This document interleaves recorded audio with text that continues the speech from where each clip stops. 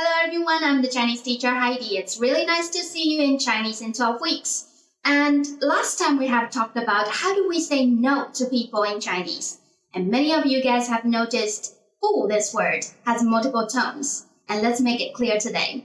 About changing the way we pronounce words, actually we could find a very similar example in English. Like you change a to an, a banana, an apple.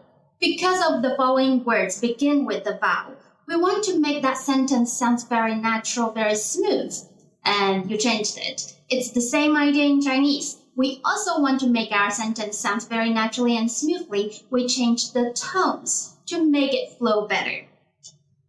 There are two common words we're changing the tones because of this reason. The first one is 不, which means no.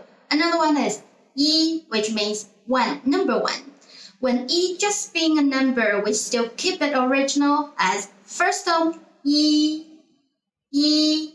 But when E has a following words, and this word's being a fourth tone, then we need to change E to second tone. When we're talking about the second tone, it feels like we are asking the question, like, what? E. Okay, that's the correct one. 一个一块一位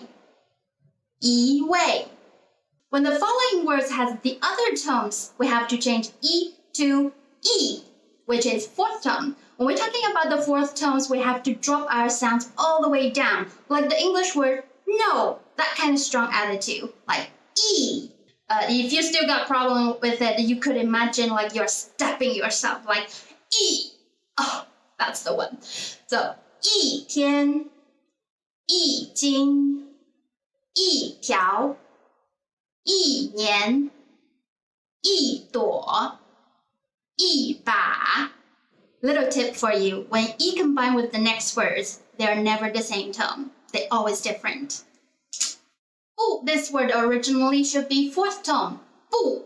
But when the following words has a fourth tone, we cannot put both fourth tones together. We can change 不 to second tone as 不.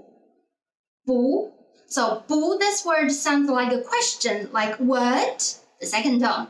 不, like 不是不要不会 But when the following words has the other tones, we don't need to change 不 at all. We keep it original as 不, like 不听不来不好 This might be confusing in the beginning of learning Chinese, but pay attention to it in the future study. You will get better. Alright, thanks for watching, and I will see you guys next time. Bye-bye!